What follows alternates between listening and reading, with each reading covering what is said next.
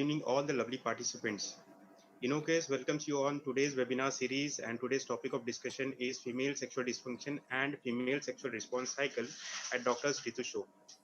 Myself, Harish Mehta, working as a marketing manager in the InnoCare Life Sciences company, and it's my privilege to introduce today's both the doctors.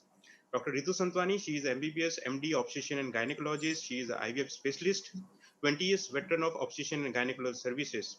Dr. Ritu Santwani specializes in the test tube baby and in each and every aspect of infertility and provides a comprehensive services in IUI, IVF, ICSI, assisted hatching, egg donation, embryo donation, surrogate motherhood, male infertility, natural infertility treatment, semen banking, embryo freezing, sexual and psychological problems, and Dr. Ritu Santwani try to give moral and emotional supports to our infertility patient. Welcome, ma'am. Thank you. Thank you. Now it's time to introduce today's Pundit, and today's Pundit is Dr. Padmini Prasad. She is an MBBS, MD, senior obstetrician and gynecologist. Dr. Padmini Prasad is a sexologist and marriage counselor as well. Dr. Padmini Prasad is the first qualified woman sexologist from the Karnataka. She is medical director of Ramamani Nursing and Maternity Home, Bangalore. Dr. Padmini Prasad is a diplomat, American Board of Sexology, and she is the only diplomat from the Karnataka. Dr. Padmini Prasad, she is a member of WAS, that is World Association for Sexual Health. She is a secretary of CCP. She received a Golden Lamp Award and Silver Lamp Award from the CCP.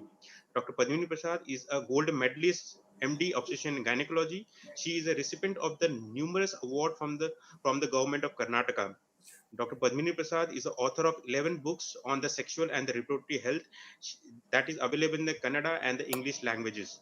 Dr. Padmini Prasad is regularly featuring on the television and radio on sexual and reproductive health awareness programs. Welcome, ma'am.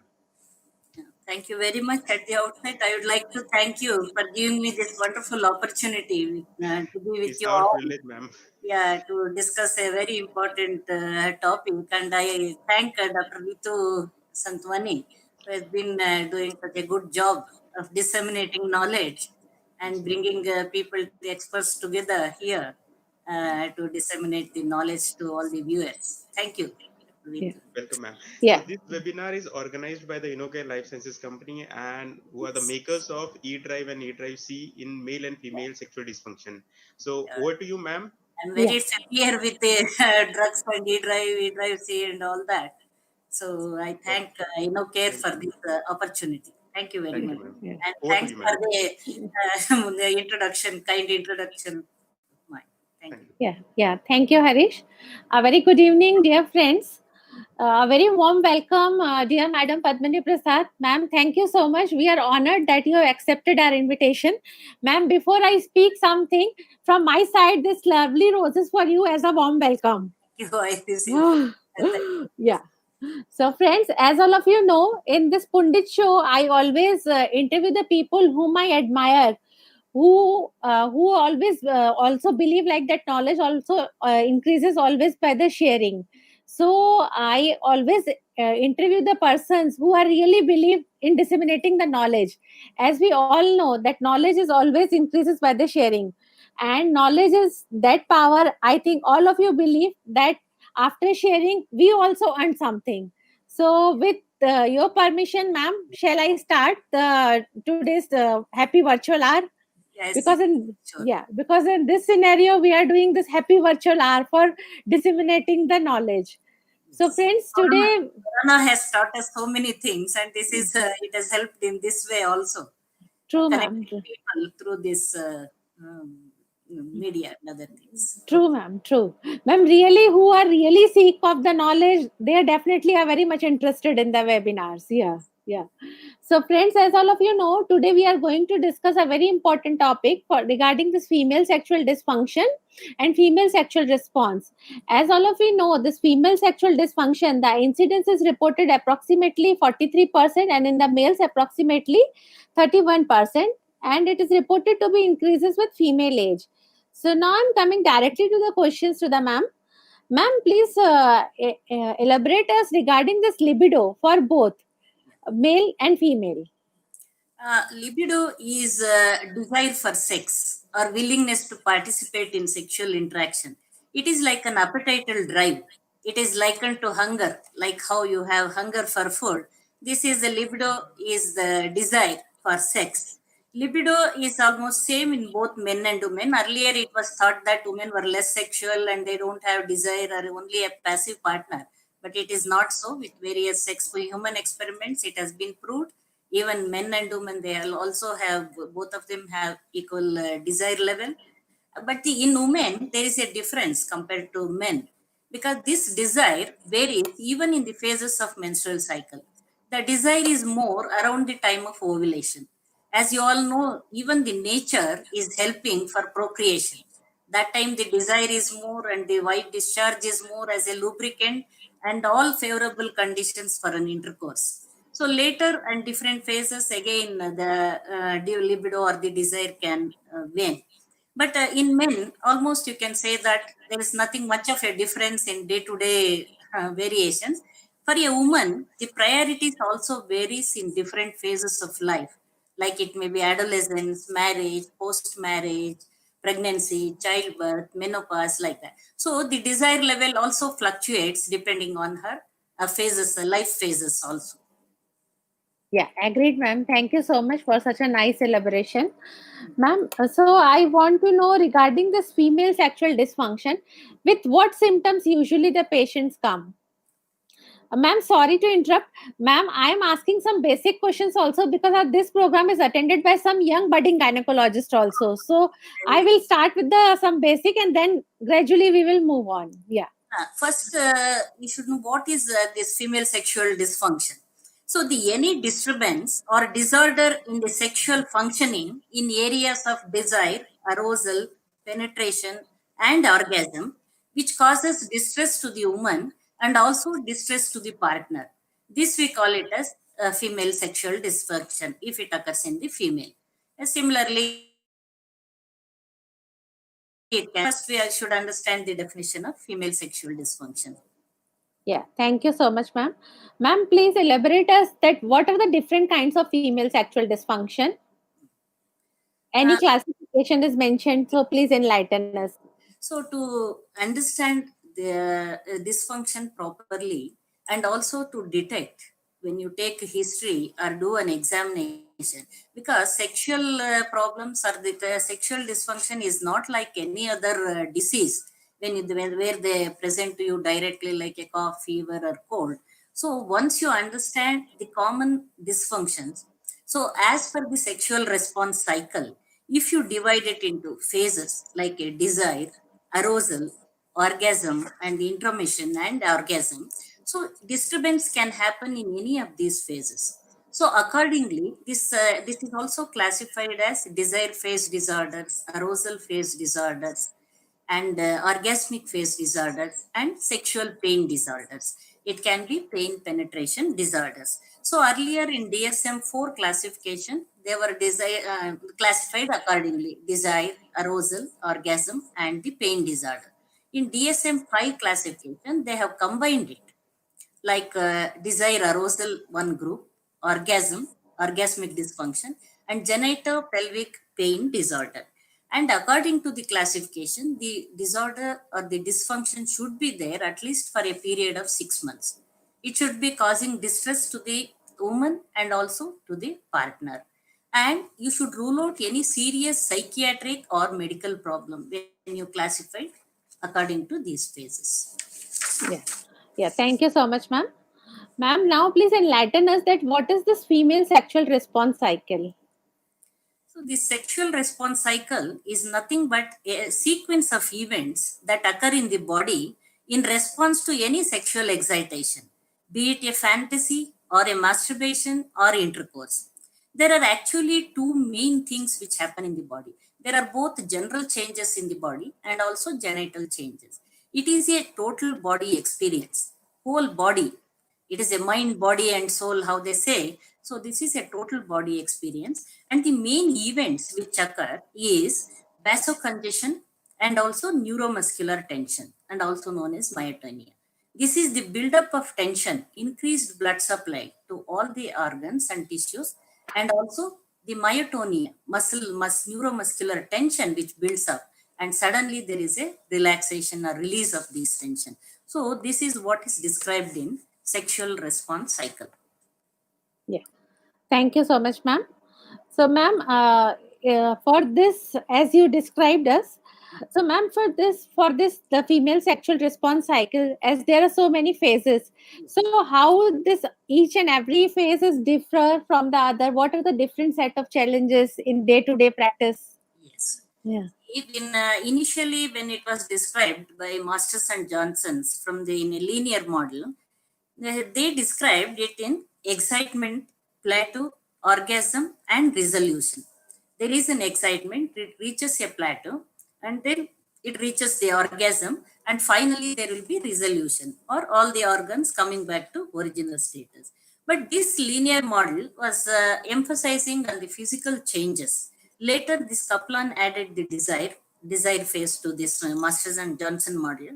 But with various debates and discussions, they thought that women's the sexual response is not a straightforward thing, which moves from one cycle to the other. She may not start with a desire level in the initially, but later she may develop the desire with a proper arousal and intimacy. So the intimacy, satisfaction, and the interpersonal relationship, they also matter in sexual response. So the other models came into existence: linear model, circular model, or biopsychosocial model. So these are all different models, and DSM-4 and DSM-5 classifications are made according to this. So that is how these different phases of sexual response cycle came into existence. Yeah. Thank you so much, ma'am. So, ma'am, in this, please enlighten us little bit about this arousal disorders. Okay. See, the arousal disorder is nothing but the persistent or recurrent inability to have genital swelling and lubrication response till the completion of sexual act. So, during arousal, there will be a discharge and increased the vasocongestion which occurs in the genital region leads to the swelling response or the discharge or the watery discharge or the white discharge which comes, which is a natural lubricant. So if there is a proper arousal, you have this arousal level. So sometimes they say mental arousal and also genital arousal. That's a somatic thing and also genital. So there can be suddenly there can be arousal in the mind, but still some people may fail to have the watery or swelling discharge, genital swelling discharge. Or it can come automatically even though the woman is not yet mentally aroused. So these are different parts of it, of the arousal. If there is any disturbance in the arousal level, then we call it as arousal phase disturbance. Yeah. Yeah. Thank you so much, ma'am. Ma'am, in this category only, the other question regarding this orgasmic disorders. Okay. So this orgasm was also very important. This persistent or recurrent failure to reach orgasm in spite of proper excitement phase. If there is a disturbance, then we call it as orgasm. What happens in a man? So the orgasm and this arousal orgasm, once they reach the ejaculatory inevitability, so the orgasm is bound to occur. Or there is a difference between the ejaculation and orgasm, slight difference. I will not go into that detail. But in women, what happens? So many women, they do not know what is orgasm also. They are only just happy but being with the husband and enjoying the company and then participating in the sexual act. So many women will not complain. They will not even know what is orgasm. But now of late, because of the media and the information which they are getting, so they are coming and asking. So many people, my friends, are telling that they are enjoying and the orgasm, they are reaching that cushy feeling and happiness, and I am not feeling all that. What is wrong with me? So then they will, and even though they are reaching orgasm, they don't know what it is. And some people may not reach orgasm. Sometimes what happens, the woman also may fake the orgasm for the sake of husband or to just to please the husband. And woman is also capable of multiple orgasms. So in a woman's body, there are various changes or the differences which can happen compared to the man. Yeah. Thank you so much, ma'am. Ma'am, in the same category, we want to know regarding the sexual pain disorders. And the sexual pain disorders is very important to recognize and treat, especially for the because they present to the gynecologist. This is nothing but persistent or recurrent pain either before, on, or after the penetration of vagina during the sexual intercourse. So this is categorized under genitopelvic pain penetration disorder in DSM-5. So this can be vaginismus, it can be dyspareunia due to any reason, or vulvodynia. So these are different categories of pain disorder. Yeah, thank you so much, ma'am, for such a nice elaboration. Ma'am, my other question is coming in the menopausal phase. So, how you suggest that how the menopause is affecting the sexual performance in the female? Definitely. See, one of this cultural inhibition or the mindset of women is that once she reaches menopause, so that is end of sexual life. So because end of periods, end of menstrual cycle. So that is an inhibition. Anyway, we have completed our procreation. Children are grown up, and they all have reached. We also have got children, grandchildren. So that is end of it. Why to bother about the sexual life? So that is one thing. But now, the after menopause also, women are living for even 1/3 of their lifetime they spend post menopause. So what is important is quality of life. People have started complaining that they are not happy with the sexual life, they are having pain, they are having difficulty in arousal, not having proper discharge, or even the husbands are coming and complaining. My wife is not cooperating. I am still having the desire, and she refuses to have it. So many men complain that she is asking me to go to some other ladies and don't come to me. So these are all the situations. But specifically, when you take the sexual dysfunctions during menopause, there are a lot of changes which occurs in the woman's body in the form of physical changes, psychological changes, emotional changes, and also genitourinary changes, genital changes. So that is main event is the reduction in the estrogen level.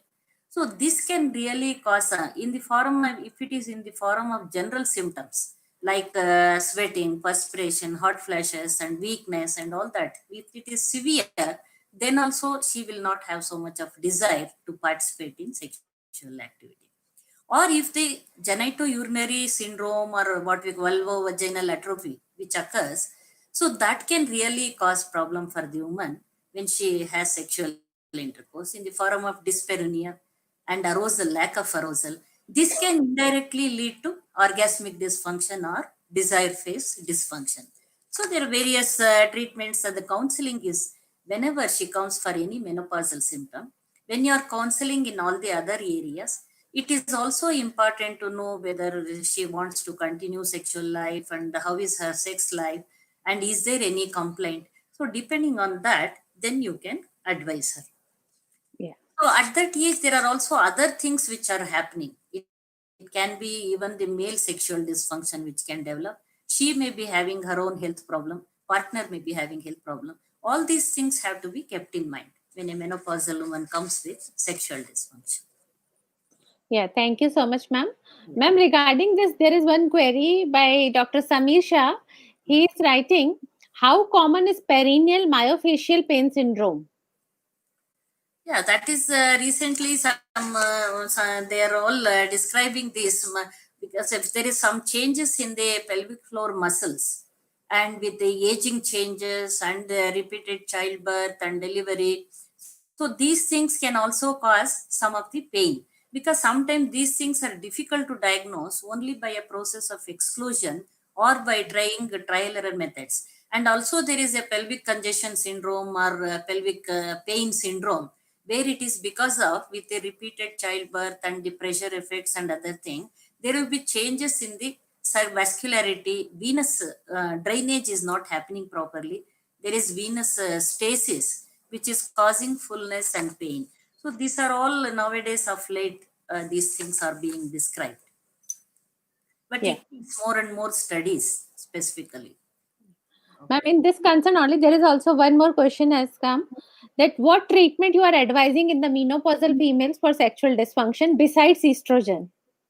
Yeah. Hmm. See, it is beyond estrogen. It is not only the estrogen which is causing problem. There are Hmm. other hormones which are there. Hmm. See, just by her even psychologically, emotionally. So that sense of attraction, low self-esteem, and sometimes the depression, anxiety. These are also this will be adding to her problem. And if it is specifically just a dyspareunia due to this vulvovaginal atrophy or genitourinary changes, definitely if there are no the general symptoms, local estrogen can be used. That apart from that, using the lubricants, vaginal moisturizers, It even and came with a then quality some certification. painkillers And before intercourse, and lubricating jelly like KY jelly, lubric gel. These things can be used for sexual, because what happens, the intercourse becomes infrequent, they may not be having regular intercourse, that vaginal dilatation is not kept properly, so the vagina also shrinks. So you have to tell them even just the vaginal dilatation in those patients also might help them to keep the vagina open. Yeah. Thank you so much, ma'am. Ma'am, is it any role of this DHEA gel? These days, so many doctors are advising. Yeah, that see, all these things are used this testosterone and then precursor DHEA, all these things, because there is a change. Testosterone is the hormone which is responsible for the desire or the libido both in men and women. So there will be some changes in the testosterone level, relative proportions.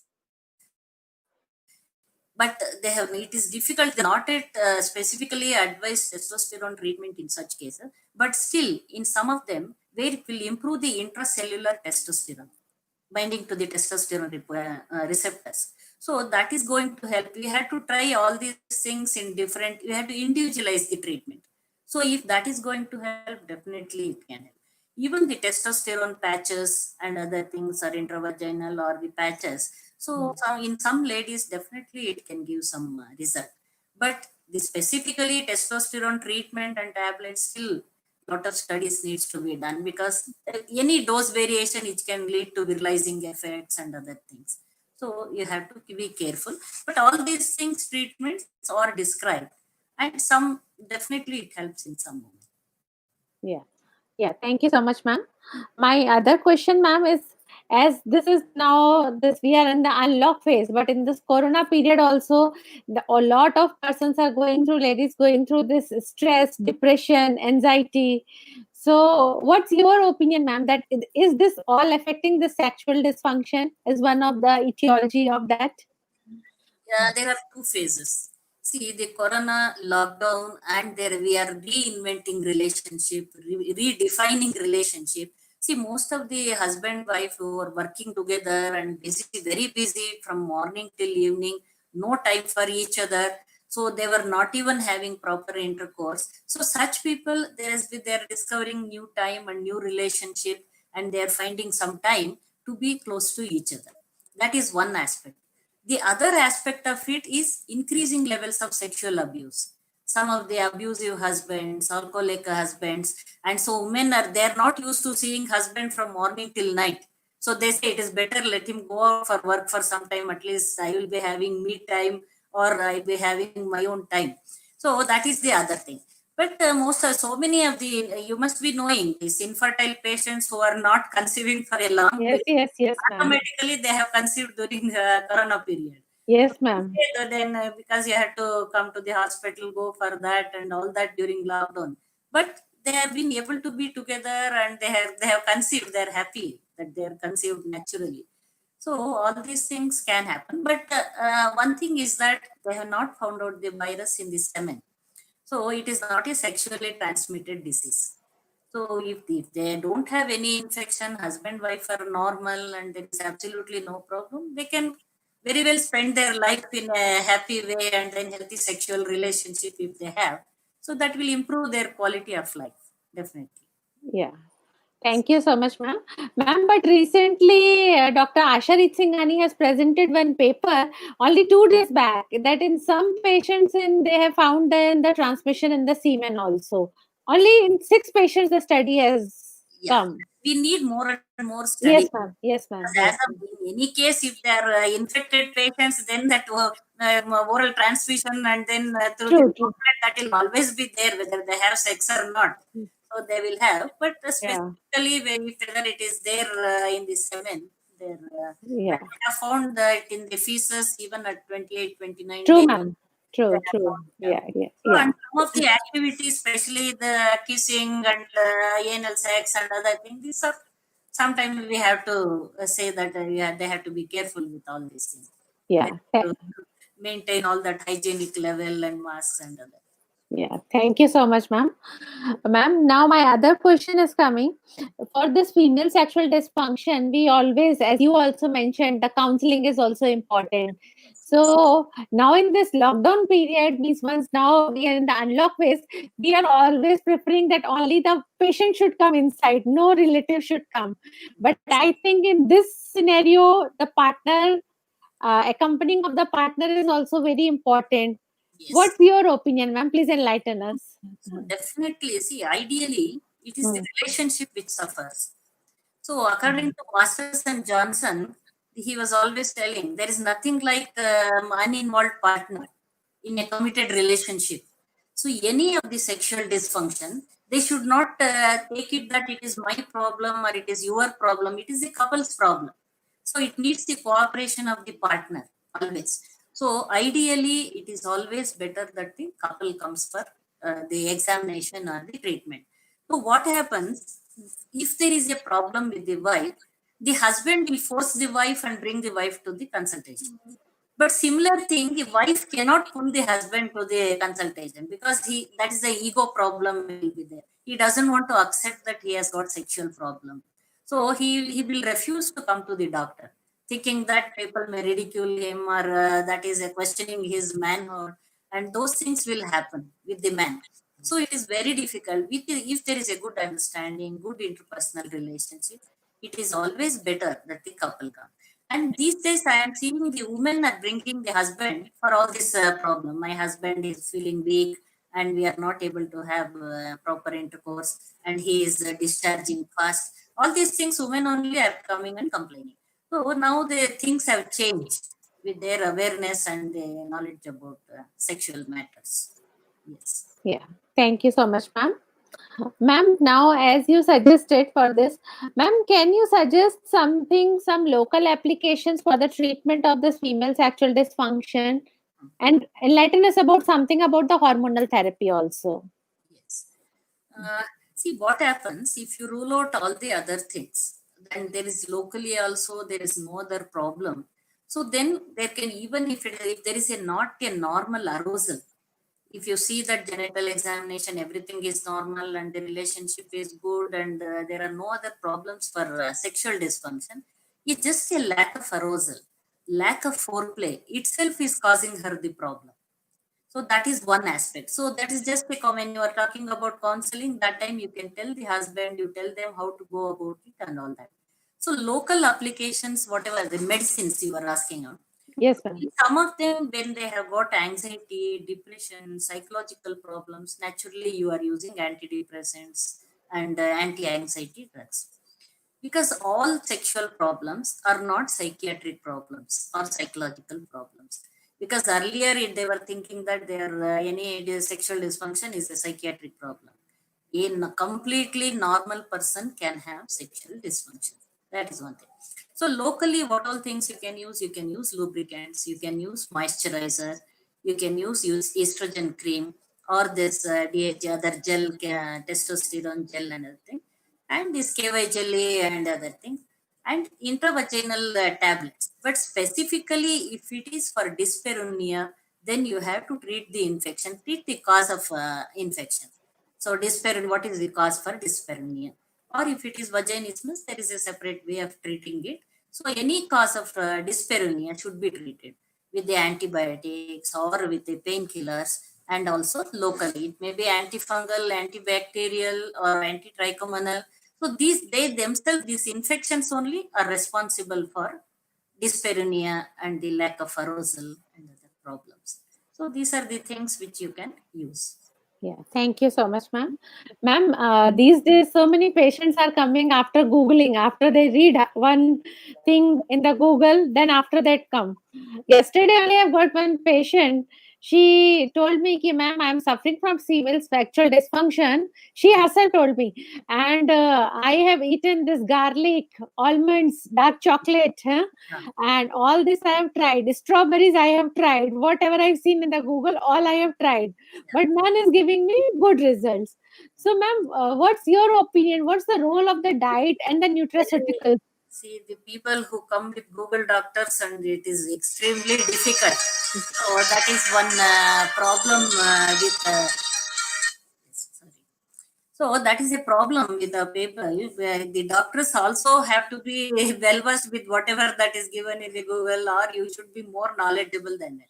So you should tell them whatever that is given in Google or the net may not be true for every person, because it is different person, it is different. Because sometimes they read about one disease and there are 10 symptoms, and not all symptoms are there in one person. So different ladies may be having different symptoms that they don't understand. Unnecessarily they get tensed up and they become anxious.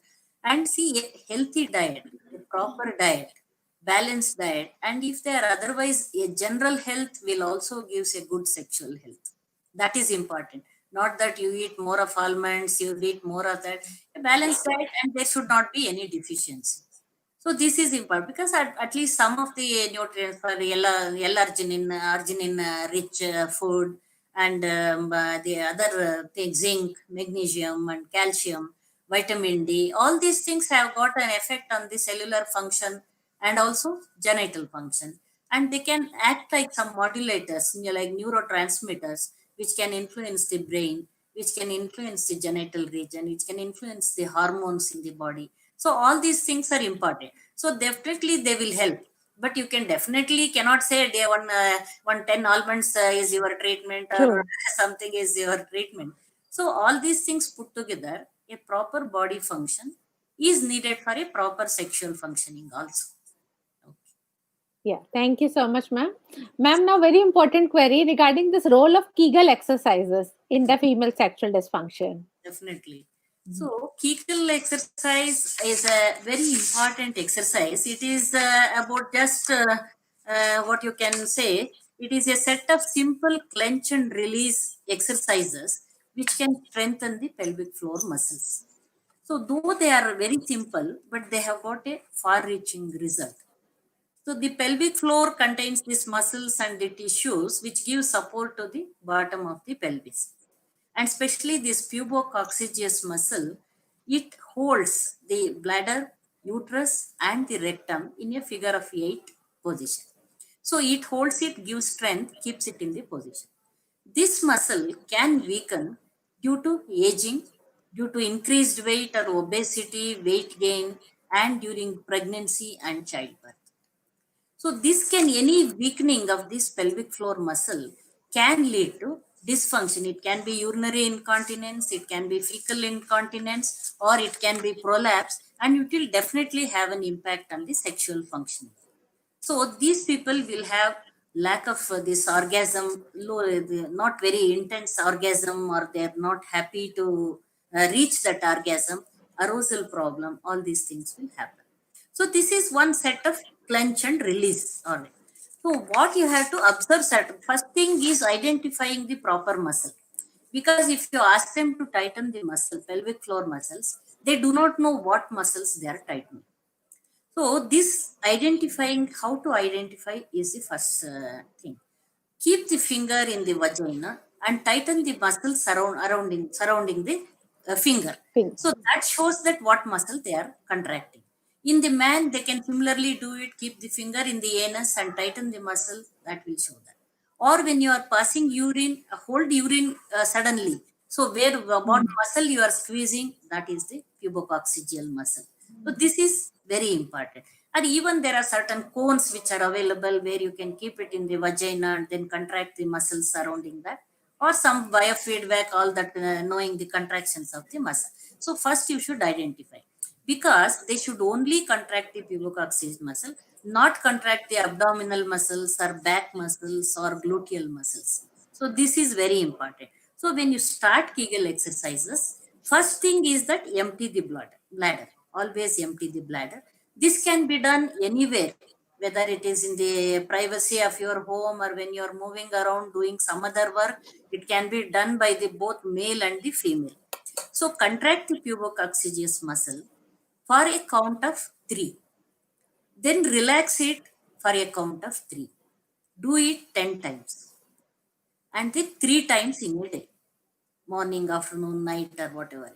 So increase it slowly. You can increase it to a count of, contract it for a count of 10, then relax it for a count of 10. Till you reach that stage, you can try to do it. Because initially it may be difficult to do it continuously 10 times when you are doing. So first start doing with 3 counts, then 4, 5, increase it up to 10. 3 times in a day. Not because some people think if I do it in 10 times in a day, I can get myself all this urinary incontinence, stress incontinence, other things. I can become all right within a short time. They think. No. If you are straining your muscle too much also, it will not work. You will only have reverse effect. So don't overstrain the muscles. Don't contract abdominal muscles, thigh muscles, or gluteal muscles. You will get pain if you contract those muscles. So this is very important in treating some of the sexual dysfunctions, giving strength to the pelvic floor muscles, and treating vaginismus also. And you can advise this for all ladies during pregnancy also, post delivery, so you can prevent the prolapse or the urinary incontinence. Yeah. Yeah, thank you so much, ma'am. Ma'am, there is one question by one of my friend, Dr. Samir Shah, a very eminent radiologist from Pune. So I am glad that Samir has also joined. He is writing, do you feel that sonography is underutilized for the diagnosis of pelvic floor and sexual disorders? Yeah, I think I had a talk with him. He has been doing a lot of work in this field, doing this, and that's a very good thing. So we can more and more this sonological examination of these pelvic floor muscles and how it acts, and if we can do more and more studies on that, I think we can come out with so how weak is the pelvic floor muscles, how much contractions we can do, and before the incontinence and then after the treatment, what is the level of the muscle strength. I think all that can sonogram examination. So I think he is doing some good work in that. Yeah, he is doing work on that. Yeah, yeah. Samir, so we are waiting that hopefully you will come with some studies soon. Yes, ma'am. My other question, ma'am, in the patients of the diabetes and obesity with the sexual dysfunction, so which kind of patients are coming, that which kind of sexual dysfunction they are having? Yeah, this diabetes and also this PCOD or these obese patients, all that related thing.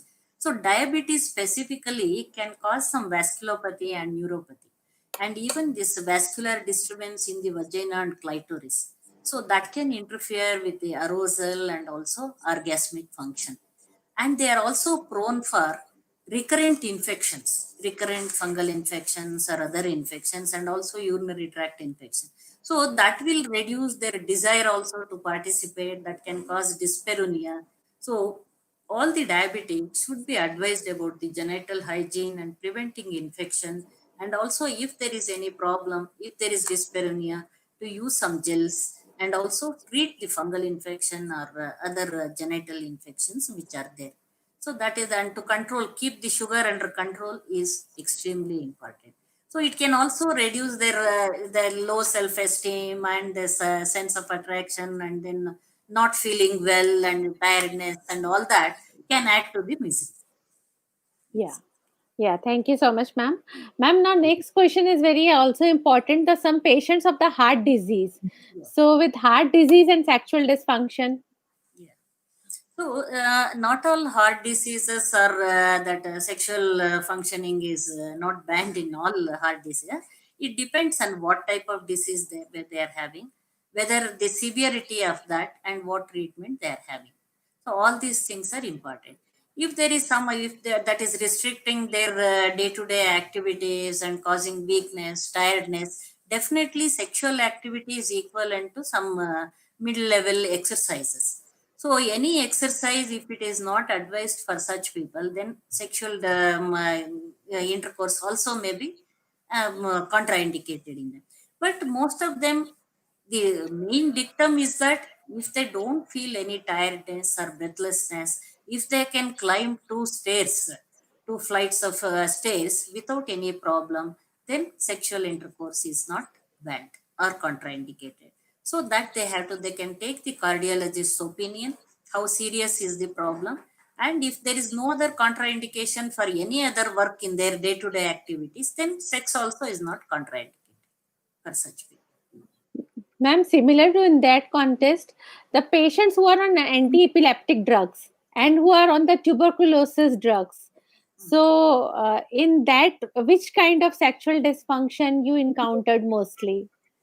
See, if it is epilepsy is under control, then there are so many people who are having normal sexual relationship, bearing children and having children and all that. It depends on how frequent they are getting the episodes and other thing. So before sexual intercourse, again they have to take care, and the medicines they have to take properly. Then I don't think there is epilepsy itself is a contraindication for sexual relationship. If there is tuberculosis, if they are on treatment, then probably for some time till the disease is under control, at least for 2 months, then you can advise them to have abstinence. And afterwards, when they are on treatment and there is no other contra, I don't think it is any contraindication for normal sexual relationship. Yes, ma'am. Yeah, means only that till the active phase of tuberculosis go. After that, they can indulge. Yeah, ma'am. Ma'am, similarly, in the patients of thyroid disorders, Thyroid disorder, if it is uncontrolled or not treated thyroid disorder, definitely it can reduce the desire. See, the hypothyroidism, then increased weight gain and weakness, tiredness, and low energy level. So these things can interfere with the sexual functioning. Once you treat them and they are normal and then doing all other activities, it should not interfere with the sexual relationship also. yeah, thank you, sir. Hyperthyroid, and so they have their own problem. Once it is under control, they should be normal. Yeah, mostly the hypothyroid patients are coming with this. Yeah. Sexual, whatever that causes increase in the heart rate, blood pressure, or the respiratory rate, so that you have to take care. The palpitations and other things, if they have, so that time maybe you can advise them to have abstinence for some time. Yeah, thank you so much, ma'am. Ma'am, I want to know your opinion, ma'am, regarding this Shilajit and Sildenafil, which are very commonly used. Huh? So, what's their role in the female sexual dysfunction? Sildenafil is basically that will improve the blood supply. So, Yes. like how it is used in the male sexual dysfunction, but still it is not yet FDA approved for female sexual dysfunction. But off label, some are using it, but sometimes it is helping to improve the blood supply. You as a IVF specialist, you are using sildenafil so much to Yes, improve ma'am. the endometrial blood supply, implantation, other things. So Yes. similarly, it will have its effect to improve the blood supply in the genital region. So definitely, it can. I have also used in some of the patients, and it has helped them either orally or intravaginally. You can use it. So the main thing is that improving the the circulation, improving the sensitivity, the arousal, so that can in turn lead to orgasm. Yeah. Ma'am, similarly, as in the literature, it's reported regarding the use of flebenserine, which is approved by FDA, and this bromelanotide injection, which both are not available here. And So, though they have, see, with so much of fight and other things with all the women's groups, and they got that flibanserin or the female Viagra, what they call ADI. yes, It's ma'am. also known as ADI. So that they got it, but there is a difference between the male Viagra and female Viagra. That's between sildenafil and sildenafil is used on-demand drug and for the erectile dysfunction. So this is centrally acting drug. It's more like an antidepressant, and it has its own side effects. Serotonin, it reduces the level serotonin level, improves dopamine level. It causes lot of side effects: hypotension, nausea, vomiting, and other. So many will not tolerate, and it is specifically used for a very small proportion of hypoactive desire disorder patients, women patients. So it is not proved so useful in women, so to say. Okay. Okay, ma'am. Yeah. Similarly, other thing also that we are not getting it here. Yeah. Ma'am, regarding this vulvodynia, the use of this Botox injection. So, what's your recommendation regarding use of that? See, I don't have so much experience, but I have heard many people who have used this Botox injection. If it is used properly and it is giving relief for the woman, certainly that can. These are all upcoming treatment, laser treatment, Botox treatment, say vaginal rejuvenation, especially in the postmenopausal and post-delivery, lax vagina, all that. So if it is going to give a result, certainly there is no harm in trying that. So Botox, you should be experienced, use it properly. If you don't give the proper injection in proper site, it can lead to even relaxation of this muscles, incontinence, all that. Yes. So you should Yeah. also keep the side effects in mind and how much it is going to help the woman. Those things we have to keep in mind and use it. Yes. Ma'am, your opinion regarding the use of PRP for this sexual dysfunction? Yeah, that also some that G shot and O shot and all that PRP they are using. It might, with more and more studies we need, it might help some of this the rebuilding this vaginal tissues, improving the vaginal tissue, giving it firmness, and also to improve the sexual satisfaction. So it might help. I think it needs more and more studies, though, because it is not very commonly used by all. I think in due course we may get more results with those things. Yeah. Thank you so much, ma'am. You are doing, I think. I am doing, ma'am. I am doing O shot, Z shot, and PRP. But from 20th March, there is a laws are changed. Means we can't commercially publicize for this PRP. So that's why, because I have done a discussion with Dr. Geetendra Sharma, he already told me, ki Ritu, you are taking so many lectures on PRP.